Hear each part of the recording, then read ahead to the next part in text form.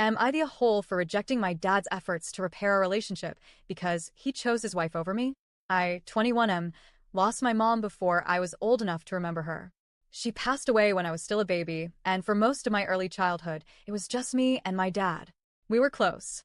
I remember how much he used to smile when he looked at me, how he'd read me stories at night, take me to the park, or just sit beside me watching cartoons. Even though my life started with a loss, I felt safe and loved until everything changed. When I was around 9, my dad met Lindsay. She was a single mom with 2 kids, an 11-year-old daughter and a 6-year-old son who was special needs and medically complex. I didn't understand the full scope of what that meant at the time, but I knew right away that Lindsay's life was hectic. Her son needed constant care. Medical equipment filled every corner of her home. Her daughter was angry, volatile, and unpredictable. And yet, within months of meeting, my dad and Lindsay rushed into a relationship. By May they met. By September, I was being introduced to a brand new family. By November, we were moving in. By February, they were married. It was that fast. From the start, I knew something was off. I wasn't given a proper bedroom. What used to be the home office was cleared out and turned into my room. Just a curtain separating me from the rest of the house, and an old mattress on the floor instead of a real bed. Lindsay's son needed space for mobility equipment. Her daughter had a room to herself. My dad said we needed to make things work. But nothing about it worked, especially not for me. The house was chaos. Lindsay's son required constant attention and around-the-clock care. He had frequent hospital visits, medications, feeding tubes, and machines that beeped at all hours. I know it wasn't his fault. I know he didn't choose to be sick. But his needs swallowed everything. Every moment, every dollar, every ounce of my dad's attention. I went from being the son my dad always looked out for to just another body in the house. And Lindsay's daughter?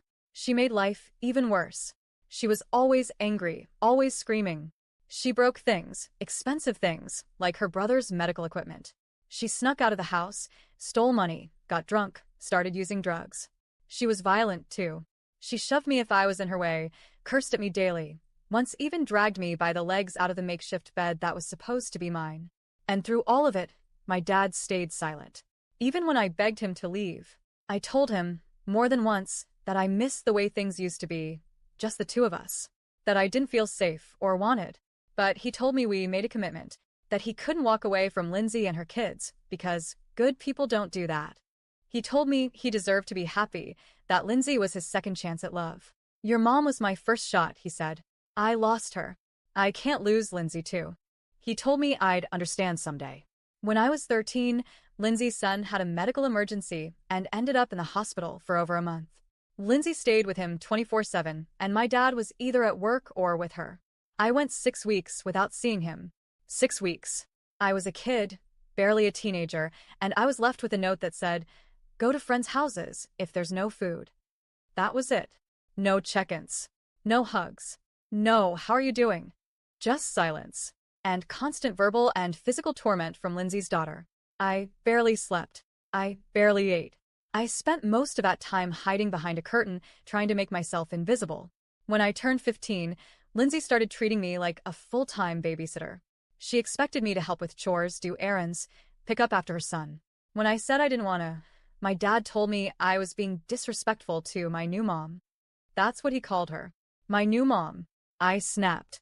I told him to F*** off. Told him she'd never be my mother and that I hated everything about our life now.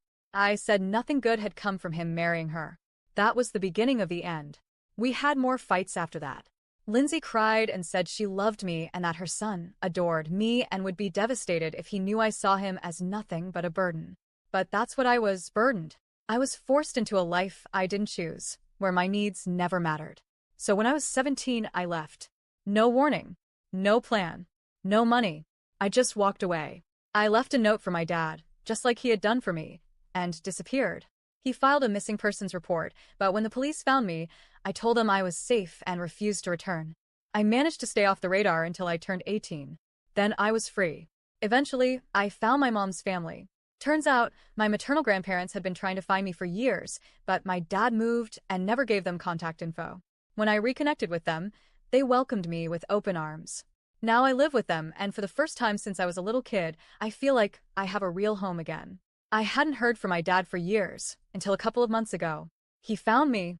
I don't know how, but he did. He started texting and messaging me. At first, I ignored it. But then, a week ago, I replied. He said he was heartbroken that we ended up like this. That he had no idea if I'd ever even see the message because he thought I might have blocked him. He said he loved me, missed me, that he wanted to rebuild our relationship. I told him no. I told him flat out. He chose his wife over me. He made my childhood miserable and left me behind in a house that made me feel invisible and unsafe. I said I was putting my happiness first now, and that meant not letting him back in. Since then, he hasn't stopped messaging. He keeps saying I'm being unfair, that I should never have expected him to give up his wife for me, that he deserved to have love again, and I should be mature enough to understand that. He says I need my dad, that I'll regret cutting him off forever. He's practically begging.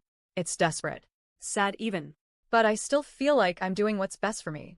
Am I the a-hole for rejecting my dad's attempts to fix our relationship, even if he says he needs me now? Because all I keep thinking is I needed him back then. And he wasn't there.